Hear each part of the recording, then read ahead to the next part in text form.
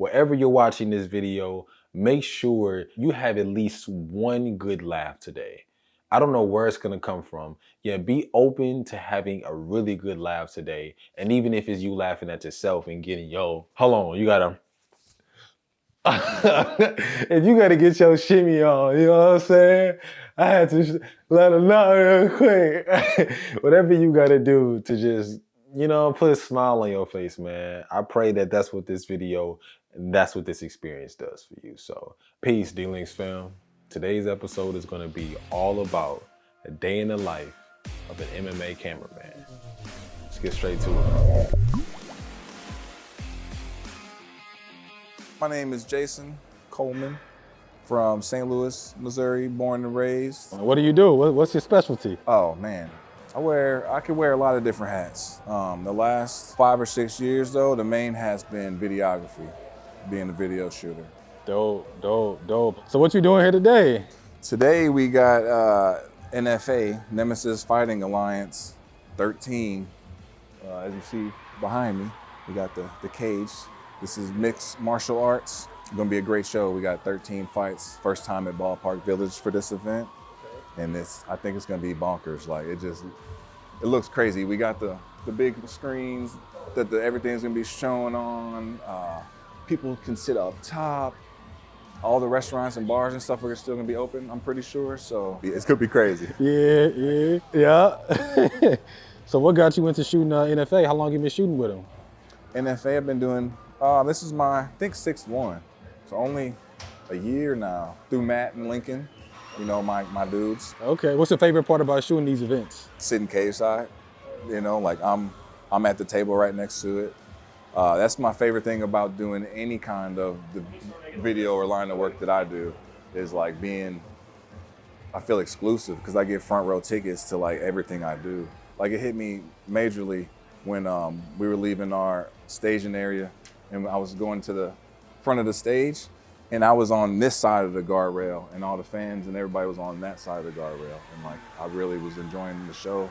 I'm creating my art with these artists and they're like, just hit me hard. They're like, I get to do this for a living, like get to be on this side. While all these people here is paid to be here and do this amazing thing, I get to do my art with these people on stage here that they are coming to witness. And it's just crazy having that as an experience. So Jason was telling the truth. It's a different experience when you get to see the fighters behind backstage, like seeing people go through that process. Everybody, has a different routine and rhythm of how they get ready to go into that space and really zone in. And seeing them walk out with their team and amped up and people getting hyped, and then seeing them get in the cage and go to work, like, I'm not saying I'm one that loves violence, and like I said, this is the type of drizzle I'm sure you're not used to seeing from D-Links. We're lovers, not fighters, yet we're willing to defend ourselves.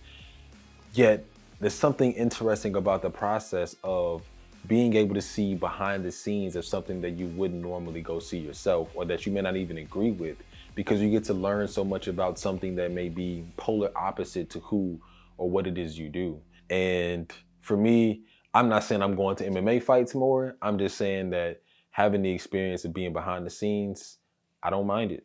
I'll be honest, I don't mind it. It was actually really cool to see that process and even connect with some of the other photographers there and just some of the other media personnel, like really dope experience. So yeah, let's get back to the interview. Being able to like sit right here at the ringside is like the best seat in the house, man. Like it's nuts, yeah. So when you're not shooting NFA, what are you usually shooting? Everything, anything but weddings. Don't do no weddings, man. Why no weddings? A lot of pressure, too much pressure. It's a big day for these people and I don't want to be held responsible for any kind of mishaps, If you could give a tip to somebody that wants to do what you do, what would you tell them? What were the top 3 tips you would give them? If you're passionate about it, then just go for it. You can't sit back and question it your whole life. Like you got to take the risk. You could always fall back to where you was. Don't burn no bridges, but you could always go back to that same box you was in if you was comfortable.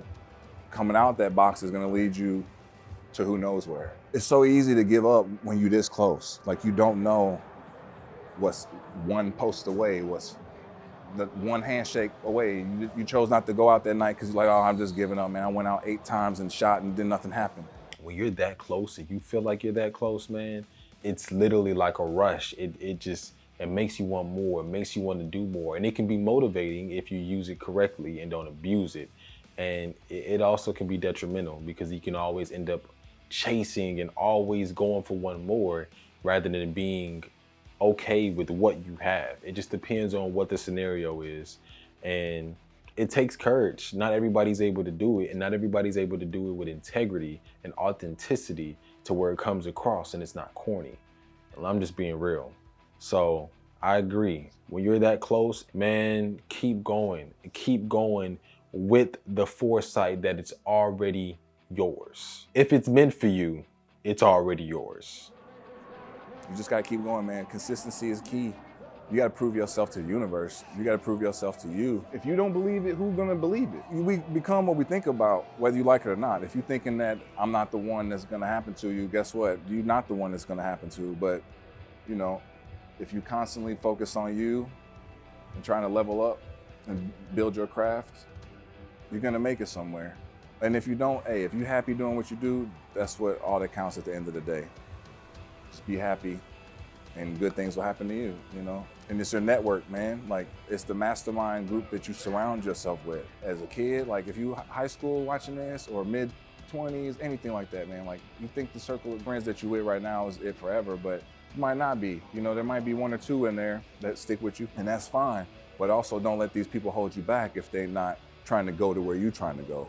You know what I'm saying? Y'all might sit around and make songs and videos, whatever, but if at the end of the day, like you got a different vision from them, you're not gonna get to your vision if their vision on the line. So you gotta keep on working on you, and the universe, God, whoever is gonna throw the people you need to meet in your path, you know? So finding the right network of people really helps out a lot. We can do this on our own, but it's easier when you got like-minded people that want to help you and be on the same page and achieve the things you're trying to achieve, you know? That's just real right there. Like, my life thus far is a culmination of teamwork between my mother and father, between God and the universe, just my family, my friends, my loved ones, my peers, associates, business partners. Like, everybody that pours into me is a culmination of who I am today, and I wouldn't be here without everyone before me sacrificing what was needed for me to have the privileges that I have today.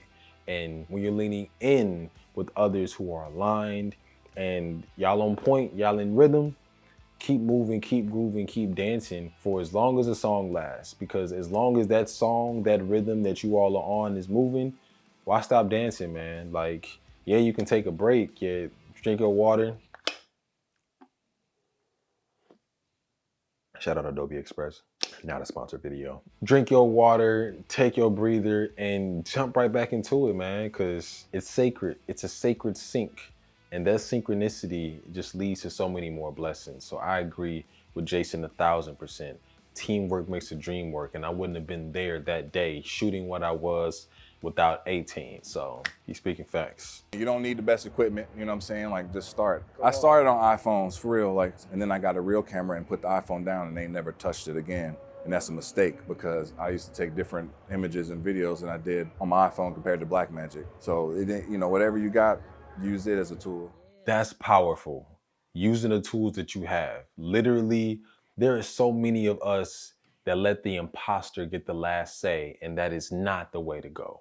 We need to let God be the last voice that we hear in the situation. God has to have the last say because that imposter will have you believing that you're not ready yet. And you're always ready when you're willing. You are always ready when you're willing, because when you're willing, you'll eventually learn how to do it better because you'll be willing, you'll be open, and you'll be accepting to receive the new blessings. So if you're willing, you are ready, simply put, man.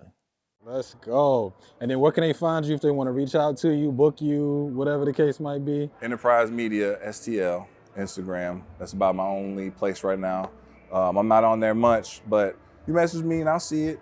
You know, I'm not hard to find, but I am at the same time. And then what's your go-to dance move? Your favorite song, come on. Well, what you hitting? What you hitting? What you doing? Okay, let them know. What the footwork do? Hold on. Jason, please don't get upset with me for posting this, bro. It's just, this was too gold. I couldn't cut this out. Okay, let him know. There was and then straight into it, like he wasn't ready, but he was willing, so he was ready. You heard me? I honestly had no idea I was gonna ask that question. That was just one that popped up in my head real quick, and I was like, just ask it. What's your go-to dance move? I wouldn't even know if I said it in this moment. And man, when he hit the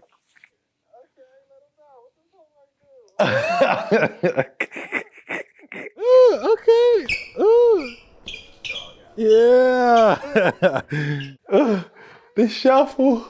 It was a shuffle for me. So yeah, that was the end of the video. So if you all want to see more, let me know. Again, my name is MYCOL. This is D-Links Media. Thank you all for your space and time. Thank you, Jason. Thank you, Lincoln. Thank you, Matt. Thank you, NFA, for the opportunity. And I pray you all have a blessed rest of your day, night, wherever you may be. Peace.